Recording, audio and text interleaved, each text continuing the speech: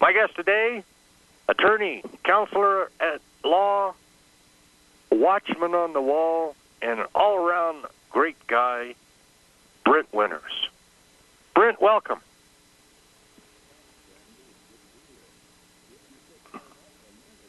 Somewhere there. Yeah. Brent is there. There he is. Got me? I think we got you. I said I was listening to you 5 or 6 minutes ago, and you got me so fired up. Said I've got to call in, and then I realized that wait a minute, I'm a guest on the show today. I don't need to call in. So anyway, it's good to be on. I got you all fired up, huh? Yeah. Well, we're gonna hopefully get a whole bunch of people out there fired up. Maybe a little bit of righteous anger. And the title of the show today, folks, is The State of the Church, or is it the state church? We don't know, do we, Brent? No, obviously the powers that be, those that are minions of the evil empire, are pushing hard and always have, but right now they're making a concerted effort and putting on a real push, a full court press to make it the state church, and much of what is the organized church has become the state church, doing the bidding of the powers that be. Well, what happened to this? What happened to this? Let's see. Search through here. Let's see. Congress shall make no law establishing a religion, and on top of that, there shall be a separation of church and state. Wall. I think there's a wall in there, isn't there? There's a what? A wall? Wall. Yeah, a wall. I remember. Wow.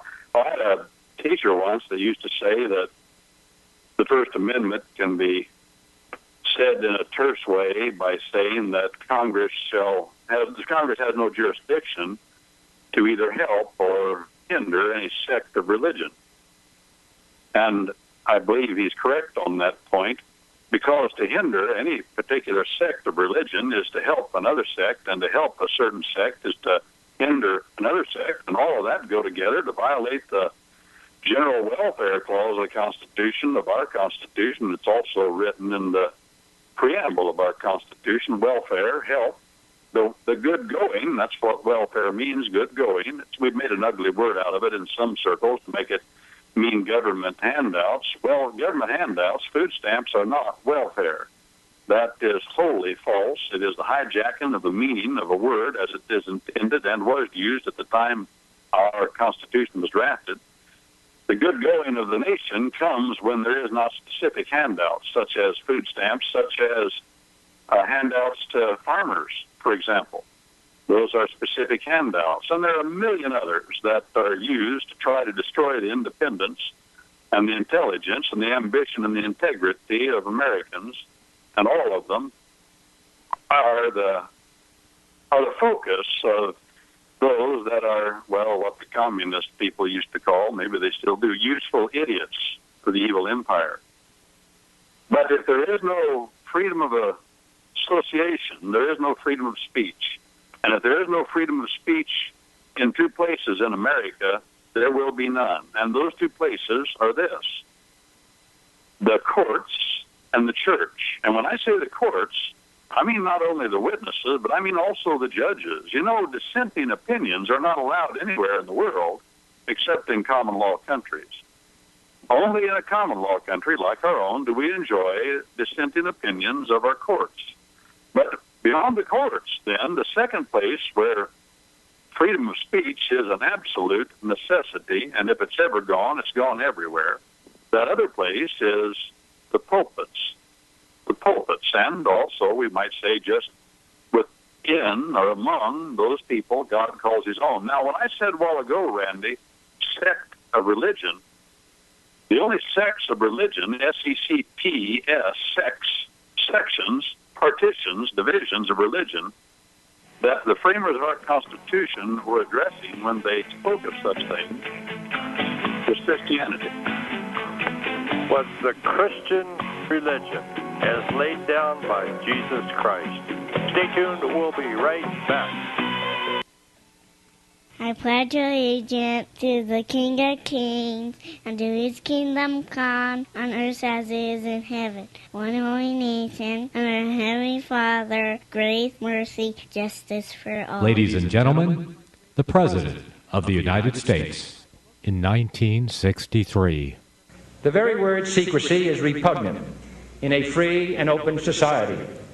And we are, as a people, inherently and historically opposed to secret societies, to secret oaths, and to secret proceedings.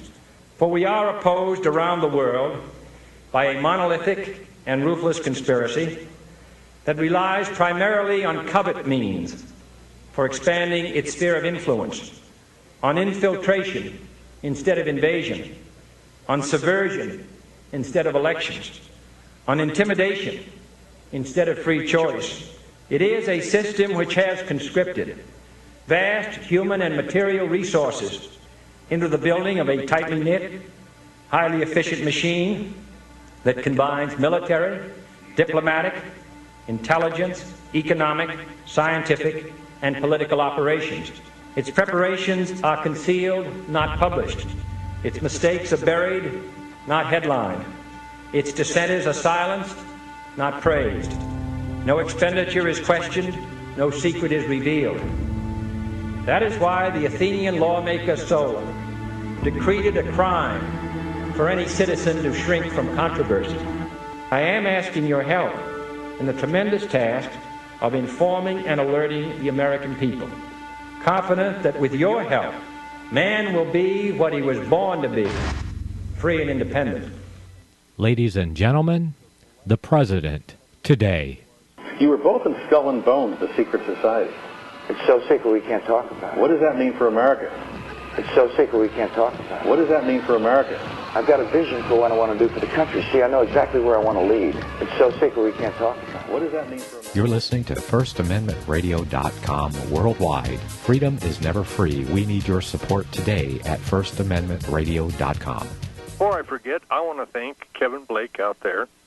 He's doing a yeoman's job. He's taking this show and uploading, rebroadcasting it to the NBC.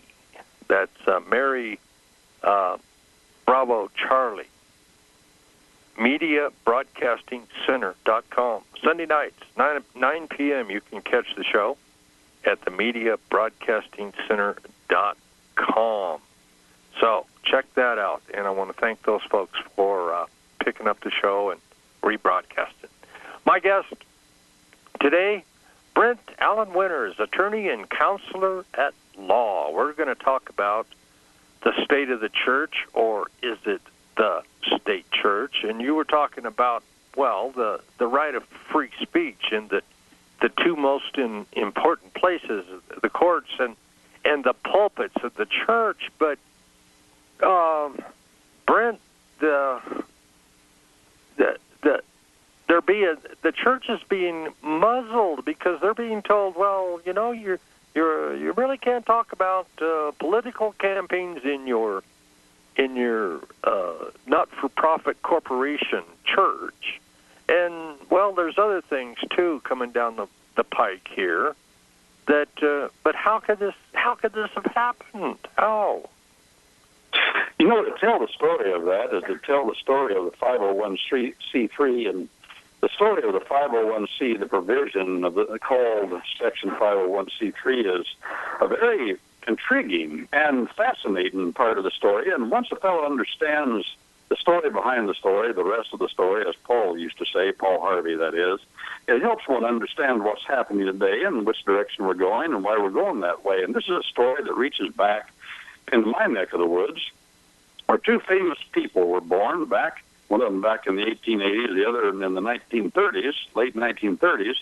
The one born in the late 1930s was a football player by the name of Chuck Bora. He was born in Ramsey, Illinois. And Ramsey, Illinois, down in deep southern Illinois, had a way of producing unusual people. And Chuck, all through high school, didn't wear a football helmet. And then he wanted to play football. He was tough, there's no question. He was a linebacker, an all-state kind of a guy from a small little school. He wanted to play at the University of Illinois, and he did. And he played there sometimes without a helmet. Back in the 50s and 60s, while he could get away with it, I don't suppose you could do that today. He was a famous man from Ramsey, Illinois, but the other famous man from Ramsey, Illinois was E.L. Hunt. And he became, of course, arguably, among some, the most wealthy man in the world. But E.L. Hunt wound up, after going down to Arkansas and homesteading, he never did go to school, I think 2 years there in Fayette County, first 2 years of school. Then he went to Texas. He became eminently wealthy in the East oil fields of Texas. He just kept hitting every time he'd poke a hole. And he ended up funding and supporting the man that pastored the largest Baptist church in America, a fellow by the name of Wally Criswell in Dallas, Texas, First Baptist Church of Dallas, Texas, and also funding the Criswell Bible College. Well, E.L. Hunt got upset at Lyndon Baines Johnson, then running for Senate, because he said Johnson wasn't anti-communist enough. He was soft on communism, and they had a young man they wanted to run against him. And him and another fellow had a couple of nonprofit organizations, and they used those organizations to fund flyers published throughout Texas.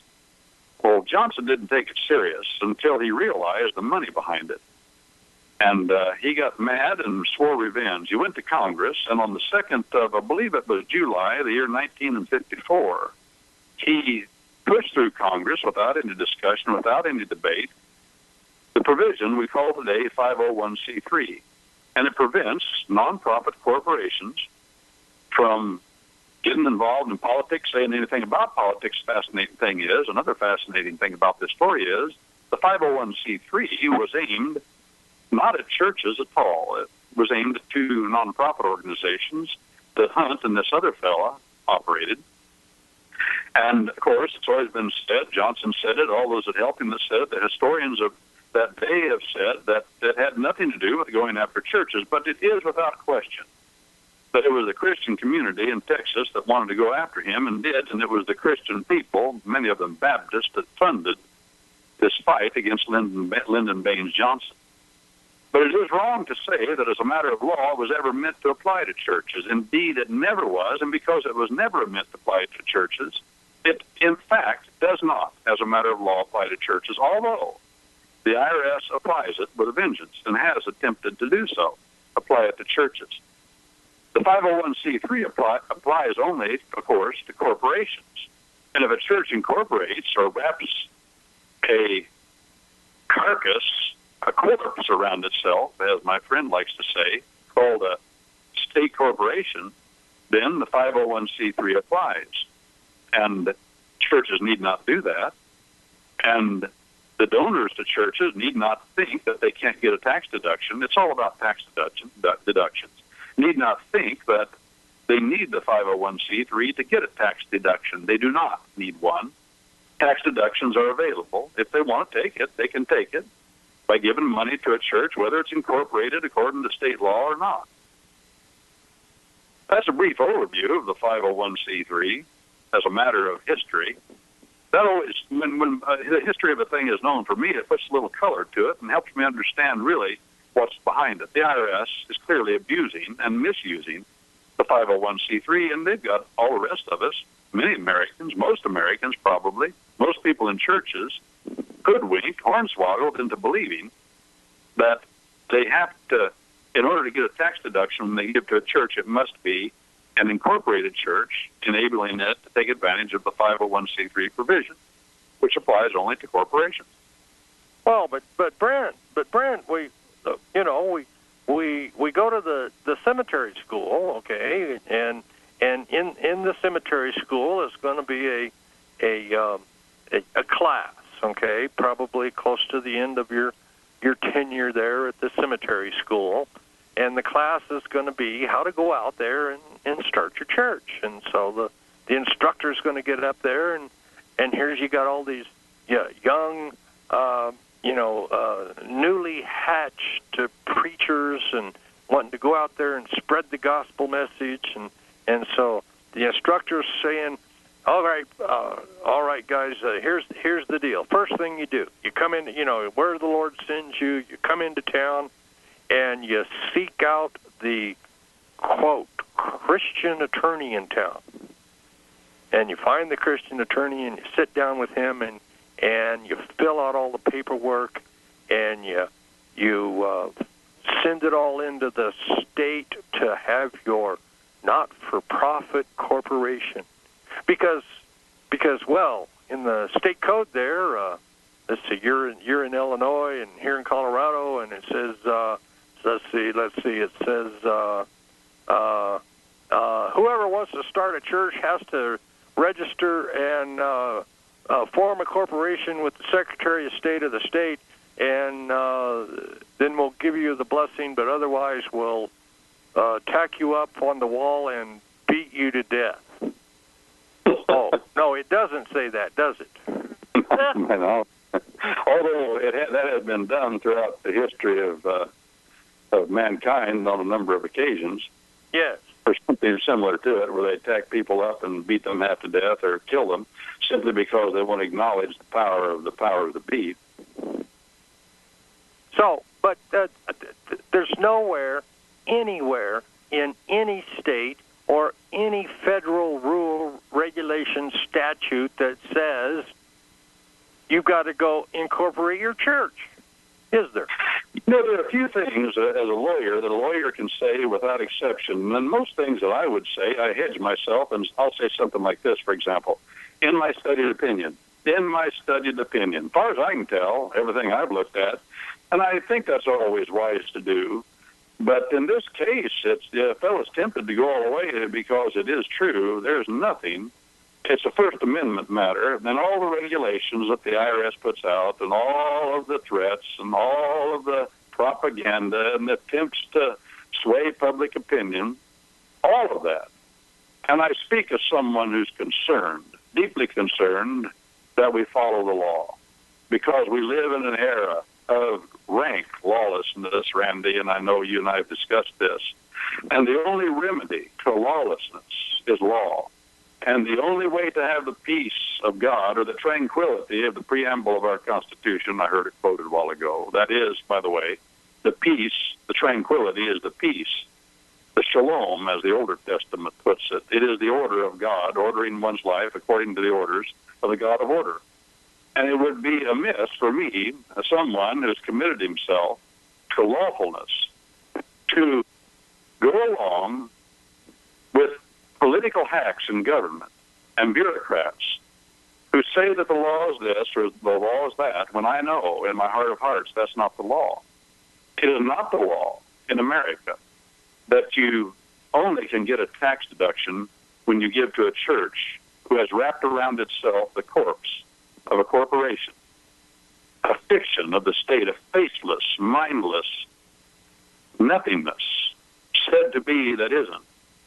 Just because the state says it is, you wrap it around the body of Jesus Christ, Ephesians.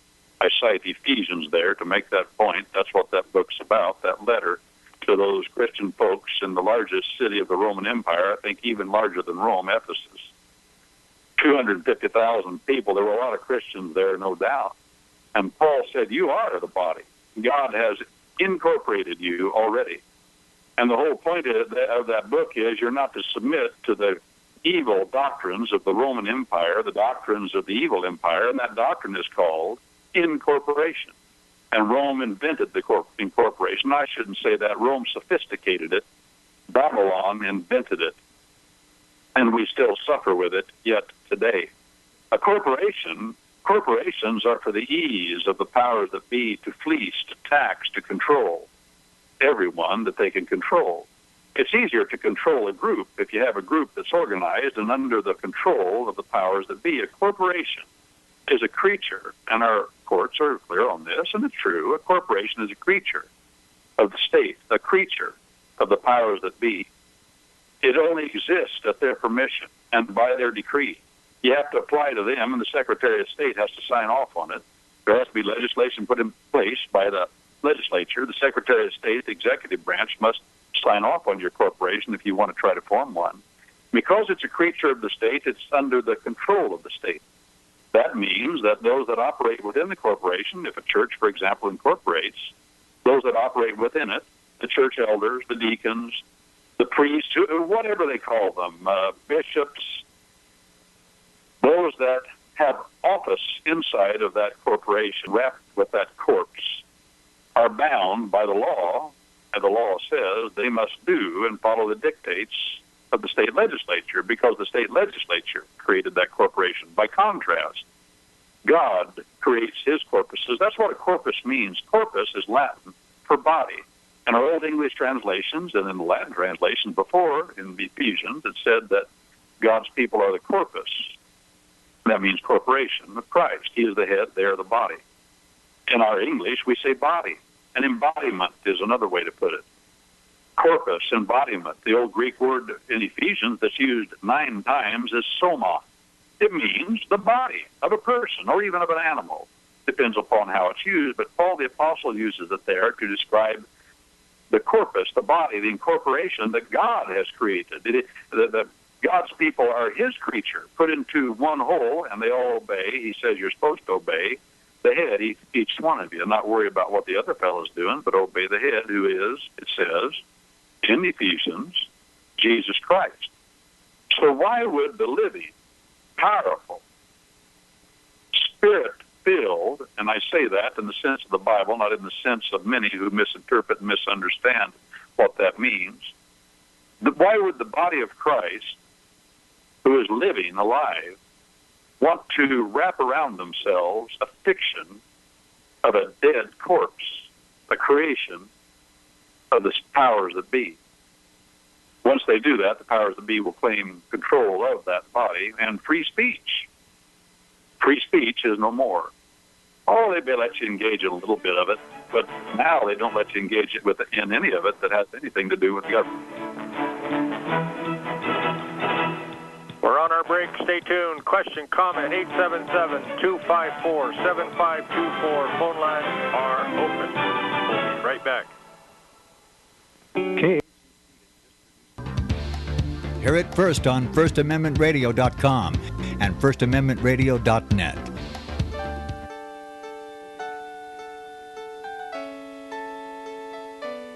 The program you are listening to is 100% sponsored by you, the listener, on this First Amendment Rights Media channel. You will notice that there are few commercials on this radio network. There's a good reason for that. Corporate advertising dollars come with strings that limit program content. So without your help, these programs cannot continue on internet or our several affiliates. If you benefit by the educational law programs, we ask you to give. If you are admonished or nurtured by the Bible and ministry programs, we ask you to give. If some voice a cause that you are passionate about, we ask you to give. If you believe in any of these, we ask you to support them as you would a missionary on a continual basis, as if giving a tithe for missionary radio. These programs are not commercially viable and must be supported by those faithful to the cause of truth. Look for the button to sponsor your favorite programs at our listen and schedule pages on the internet. Then, when you subscribe, we will send you the last quarterly MP3 CD of that program immediately, and continue to do so with each new quarter. We will also give you unlimited archive access to all of our programs. We're asking you to give much less than a tithe, so that you may also send support directly to a particular program host, cause, and anywhere else the Spirit may lead you. Do all to the glory of our God and Creator, for His holy nation, the only kingdom that will last forever. Thank you for listening.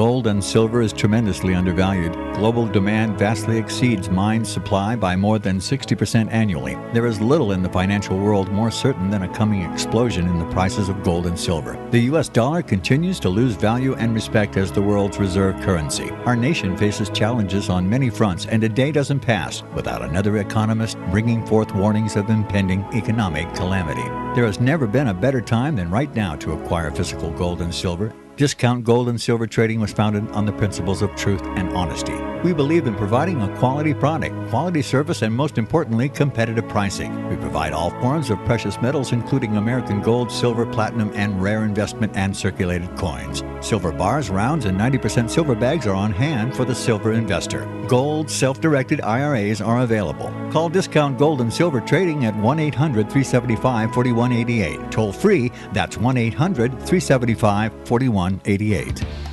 Hear it first on FirstAmendmentRadio.com and FirstAmendmentRadio.net. We're back. Phone lines are open, 877-254-7524. Question, comment for my guest, Brent Winters. His website, commonlawyer.com. Commonlawyer.com. You can catch him on the radio Saturdays at the Micro Effect. There's a link there at commonlawyer.com. Commonlawyer.com. Talking about the state of the church, or is it the state church? And the nothing new under the sun, Brent. And I know if there's a pastor out there listening, and you went to the state and you got their seal of approval of their nonprofit corporation, you've basically done the same thing that the high priest and the Sadducees, the Pharisees, and the people standing before Pilate announcing, "We have no king but King Caesar." That's basically what they've done, haven't they? That's accurate. To incorporate is to submit to the corporation laws of the sovereign by which you have sought incorporation and received it. Each of the 50 states are sovereign in our understanding of our government here in America. And as sovereigns, they each have the power to declare those things that are not as though they were. That's what we say. In other words, they have the power to, using the language of the Bible, they have the power to declare fictions. The corporation is a fiction. It isn't real. There's no body there. There's no corpus. You can't taste it. You can't touch it. You can't smell it. Well, what is it? Well, it's a lie. That's what it is. It doesn't exist. And it's used to create a faceless organization that you have a hard time getting at. You know, I watch the newspapers when I have time, or it's on the internet now, and you see who's being sued. Banks are being sued. I tried suing a bank once for a client, Bank of America. And I found out, and these are the things I see in the news also, as they did say back after the debacle of 2008 with the banks, that they're too big to fail. But we found out also that those that are truly responsible, those hiding behind that corporate facade, and not only is that facade too big to fail, but those that are truly the culprits are too big to jail. They don't go to jail. They fine the corporation a pittance, and the corporation pays it. The corporation doesn't pay it. The shareholders pay it. They say, well, no, the shareholders have limited liability. Oh, there's a million ways to characterize money to milk it out of people. And the limited liability has become a fiction also. But it's the same thing. Why would a bank incorporate to protect itself so that its officers and its employees can gain some measure of immunity? It's quasi-government. Just like the government's immune from lawsuit, you can't sue them without their legislative permission, so also the corporation has a false immunity. You can't get at real life and blood people. You know, the government, the IRS, for example, they will say, well, we don't care, the state government say, we don't care who owns this or that. We want a live body to get a hold of so we can get taxes paid. And, boy, they cut through the corporations, the LLCs, the LLPs, the trusts, whatever they want to cut through. And they get after that money. Who has control of it? We don't care. Judges will do that too. They'll back them up on that. But when it comes to us wanting to incorporate, well, it gives you a false security. What it really gives the government is a handle to control a lot of people through an organization the government has created called a corporation. Some of them are very large, control a lot of employees. You see, if you work for a corporation, as though that were possible, the corporation then collects the taxes for the government. You see, it's all for convenience of the government. And the same thing is true when a church incorporates. Same entity, same fiction. It's all for the convenience of the powers that be to control others. But it's not for profit. I mean, they wouldn't owe any taxes. But you make a good point. Let's go back to the cemetery school and the course on setting up the church, and the instructor says, now you get your corporation, you go get your corporation, and you can name it whatever you want. And so now this is going to protect you and all the sheep that come in to sit in the pews. It's going to protect you from any kind of legal harassment or lawsuits, and you're protected. Not really, is it? No, it isn't. And you and I have discussed this a little bit one time, and I had said I remembered back in the 60s, the 1960s, when it became popular for farmers to incorporate their farms. And that arose really in force from the 1930s when, during the Roosevelt administration, corporations joined hands with government, as it was said, and became partners, and all in violation of the Constitution, of course. The Constitution doesn't give the federal government authority to do those things. But back in the 60s, it became popular, and back at that time, there weren't that many churches incorporated. The 501c3 provision didn't come into being until the summer of 1954.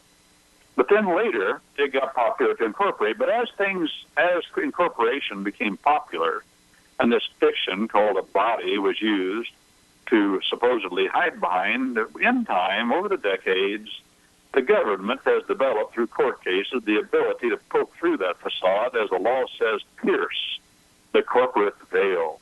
That means you reach right through the corporation and act like it isn't there, and you hold liable somebody who says there's a corporation but hasn't been treating it as one, or the government finds some technicality to break through it. And they do so, and now the corporation does not provide protection, especially for the small man, the small church, the small business. That protection's not there like it is for the big boys. Too big to fail, too big to jail. They have protection because they're doing the bidding of the powers that be, and they're saying what they want them to say. But you raise another point that's important, and I'm glad you did, Randy, and that is this. This is a nonprofit. But these nonprofits, of course, control money. But what the government tries to do, there's two things they can control: property and words. And the control of words is everything in the realm of political power. And if preachers from pulpits are saying things, promoting ideas that the powers that be, the Republicans and Democrats, working together, and they do, that's controlled opposition, we know now on both sides, and if you haven't figured that out, wake up and smell the coffee. They're both working for the same people. Pardon? Go ahead. Well, actually, smelling the coffee, it's worse than that. It's lifting the lid on the septic tank.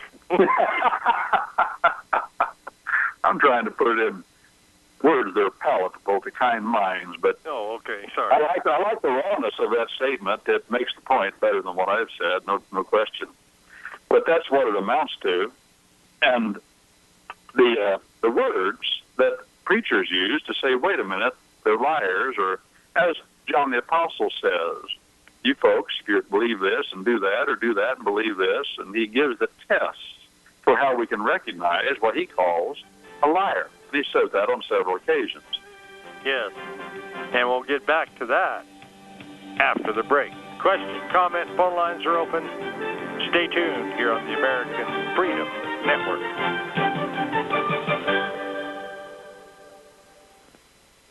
Our children represent our nation's most precious resource.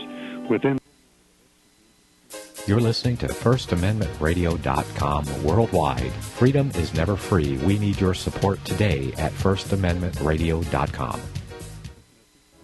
Since the beginning of time, kings have sought it, nations have fought for it. It has been traded, it has been borrowed, it has been purchased, it has been stolen. There's a reason for it. To secure the blessings of liberty to ourselves and to our posterity, invest with the security of gold and silver. Call Discount Gold and Silver Trading at 1-800-375-4188 or visit discountgoldandsilvertrading.net. Listen to Financial Survival with your host, Melody Cedarstrom, right here on FirstAmendmentRadio.com at 4 p.m. Eastern or 1 p.m. Pacific Time. Visit discountgoldandsilvertrading.net or call Discount Gold and Silver Trading at 1-800-375-4188. Toll free, 1-800-375-4188. The program you are listening to is 100% sponsored by you, the listener, on this First Amendment Rights media channel. You've noticed that there are few commercials on this radio network, and there's a good reason for that. Corporate advertising dollars come with strings that limit program content. So without your help, these programs cannot continue on satellite, internet, or our various affiliates. These programs are not commercially viable and must be supported by those faithful to the cause of truth. Look for the button to sponsor your favorite programs on our Listen and Schedule pages. Then when you subscribe, we'll send you the last quarterly MP3 CD of that program immediately and continue with each new quarter. We will also give you unlimited archive access to all of our programs. We ask you to give much less than a tithe so that you may also send support directly to a particular program, host, or cause, and anywhere else the Spirit may lead you. Do all to the glory of our God and Creator, for His holy nation, the only kingdom that will last forever. Thank you for listening. Years ahead of the dominant media, FirstAmendmentRadio.com and FirstAmendmentRadio.net. And we're back. Phone lines are open, 877-254-7524. Question, comment for my guest today, Brent Allen Winters, attorney and counselor at law. You can find his website. It's commonlawyer.com. Commonlawyer.com. Check it out. All kinds of articles and information out there if you really want to get educated. We're talking about the state of the church, or is it the state church out there that, they've gone out, the church has gone out to the state and incorporated and put on this dead thing and become this dead thing, and they have basically said that we will have no king but Caesar. That this book here of let's see how many, depending on the type size and everything else, of about 1,500 pages. 1,500 pages is not good enough. There's not enough pages, there's not enough words in there to govern our church. So we must go to Caesar, we must go to the state, and we must have row upon row upon row upon row of books from floor to ceiling. Many, many, many books, full of statutes and rules and regulations and ordinances to govern our church. Have they basically said that, Brent? Oh, no question. Back in another life, I ran for Congress many years ago now. But, of course, I talked a lot about the IRS. And it said things like this back then, and I'm sure it's a whole lot worse now, but if you took every piece of paper published that was attached or had anything to do with a tax return and placed all those pieces of paper in the end, they would encircle the globe 27 times. Then I got to saying, I forget how I found out this was a good way to put it, if you placed all of them end to end, all those pieces of paper, it'd be a good idea just to leave them there and walk away and not fiddle with them anymore. But legislation today, and back then when I was running for office, I remember the crime bill. The crime bill was presented to us not in number of pages, Randy. It was presented to the public in pounds, and it was so large and so thick that it was useless and emptiness to talk about how many pages it had. I think I remember 32 pages. The bill establishing the interstate commerce system of the United States back during the administration of Eisenhower. That bill was only 32 pages long. But now, just to file with the Internal Revenue Service to do an annual filing for a nonprofit organization, such as a church, takes more pages of instructions and forms than does the bill that established the interstate commerce system, interstate highway system, than that 32 pages. By far and away, say it's not even comparable. And this is the burden put upon churches intended, of course, to frustrate them, to impede them, to hinder them. Now, isn't it funny, Randy? Let me spit this out real quick. There's a statute on the books. It's a crime to impede, hinder, or prevent the payment of a lawful tax, impede or hinder. And those words are used to jail a whole lot of innocent people and have been in the past. But yet, the IRS, by its forms, does nothing but impede and hinder, not only churches, and they're focusing on churches now, but impede and hinder everyone. Because the church, okay, the church by incorporation has consented that they will follow public policy. Correct?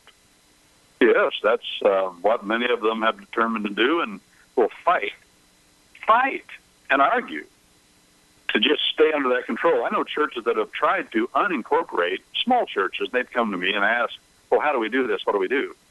Well, I said the first thing you got to do is agree to do it. And I found that is often the major barrier. Because people don't want dissensions in their church, and if there's 2 or 3 rabble-rousers that don't want to do that out of fear, of course, is what it amounts to. Well, we're not like everybody else. Out of fear, they don't want to do it, and then so the church just sees a fight coming, they back off and don't want to unincorporate. They choose not to get out from under Babylon. And corporations, pardon? Go ahead, Randy. Or you could have the 2 or 3 rebel rousers that wanted to unincorporate and get out from under the thumb of Caesar. Well, you could do that, but as a practical matter, people in churches will avoid a fight at almost any cost. Most of us want to avoid conflict unless it's absolutely necessary, but I say in this case, it's absolutely necessary. As the Bible says, there must be divisions among you, because if there aren't divisions among you, then the truth will not be exposed, and that's part and parcel of our common law understanding of reality, and our common law understanding of reality is the understanding of God's law, written specifically, revealed in the Bible. And it is this: the truth is buried, Romans chapter 1. And the only way to unbury it is by conflict. There must be disagreement, because that's what causes that ever-elusive fugitive to bob forth from the flux of human relationships. And the truth of what God wants can come out. That's what has to happen. But as long as the church is content, as were the people of Israel, the people called Israel, content to stay as they were under the thumb of Babylon, down, for example, in Egypt, and stay under that corporate kind of an idea. And that's, of course, Egypt is one of the prototypes of that corporate idea. As long as people that claim to be God's people are content to stay there, they will stay there. But, you know, Randy, that's proof that there's something wrong. Then you have to ask yourself a question. Are they God's people? Yes. Well, no, that's God's people. Or do they belong to the corporation? Are you in a state church? Phone lines are open. We'll be right back. Howdy, folks. Have you ever thought about having your own backyard chickens? Now you have years ahead of the dominant media. FirstAmendmentRadio.com and FirstAmendmentRadio.net. Visit crosstheborder.org, CROSS, crosstheborder.org, to get your print, EPUB, or PDF version of the book, The Rapture Will Be Canceled. That's crosstheborder.org. I know you all want answers, and believe me, so do I, and I'll do my best to get them. Despite Nicolas Cage's promise to do his best to get left behind rapture answers for us, don't hold your breath.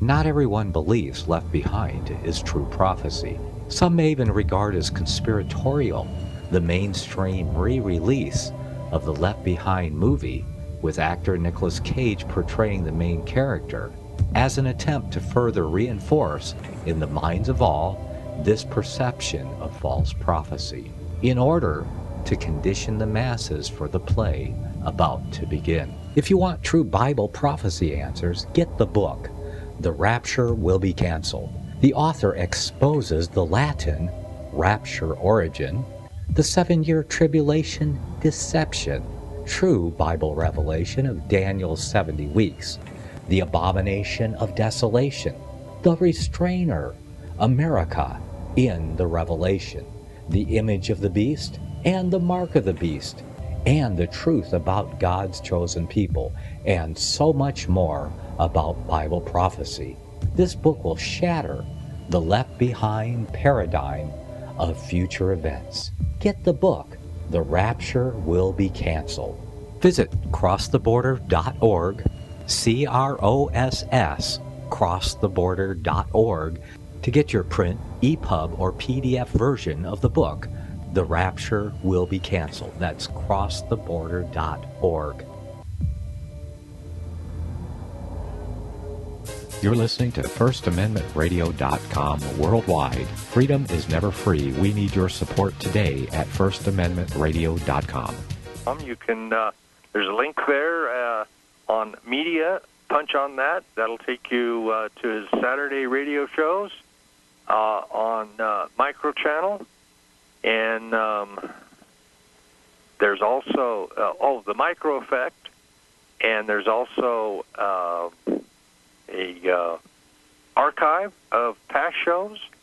So check it out. And you'll learn a wealth of information.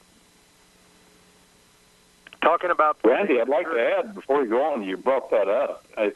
The listener goes to the website and goes to the media page. I believe you can scroll down. I think it's alphabetical. There are clips, each of them, about 10 of them. They're about 7 or 8 minutes long, on corporations, corporation souls, and church incorporation. And I got upset a year or two ago at a fellow who had tried to steal a whole lot of property here in America and got a well-known evangelist, Bible teacher, sent to jail for 10 years. And he tried to use me and abuse me at a meeting, tried to take the meeting over. And I sat down. After that, he was promoting corporation souls and stealing property from church people is what he was doing. Still doing it, as far as I know. I think the feds just keep him on a leash so he can draw out people they want to look at. And I did those 10 clips so that people would understand or have a resource to better understand. I haven't said everything that can be said, and I'm not the final word on any matter. All I can deliver is what's been given to me according to the light that I have at the time, and I said something's got to be said. People need to understand what corporations are. One of the things that, well, that's on the media. No, that's on, if you go to the commonlawyer.com, go to the media page, you can see that. But also if you go to the page that says About and click on, over on the right, column on the right, click on In Church, I have an article there I've written about church incorporation and try to answer some questions about liability and how to hold church property without having incorporated. Now, we did this for years. When I was growing up, we didn't have any incorporation of our church. We did right well and had church property. Anyway, I discussed those things there, and people can do that. Liability of the preacher, liability of the church, how does that all work out without a corporation is the question. And it's no problem at all if people will just take time to learn a little bit about it, how it works, and how liability is limited without a corporation for a church and in other ways. Well, and okay, the liability. That was the back in the cemetery school, teaching these young mushheads how to go out and start the church. Is well, you're going to be, you've got limited liability. Protect all the sheep sitting in the pews. Really, not so. They have pierced that corporate veil over and over again, and came against the people for their, quote, tax-deductible donation, and when the people didn't have it, they came to the church and said, pay up. They'll do that. I like to tell people there are two things you must consider when you're dealing with income tax, the IRS, etc. And that's what we're talking about here. That's what the 501c3 is all about. It's a claim, it's a ruse, it's a lie the government promotes that you got to have the 501c3 to get a tax deduction when you donate to a church. That is untrue as a matter of law. It never has been true. It wasn't true before the 501c3. The 501c3 applies only to corporations. If a church doesn't incorporate, the 501c3 doesn't apply. I hasten to add, though, the IRS will say it does, but it doesn't. It doesn't. We'll talk more about this after the top of the hour news. Stay tuned. Question, comment, phone lines are open. We'll be right back. Now you can reach the American Freedom Network at our new P.O. Box 17. Gold and silver is tremendously undervalued. Global demand vastly exceeds mine supply by more than 60% annually. There is little in the financial world more certain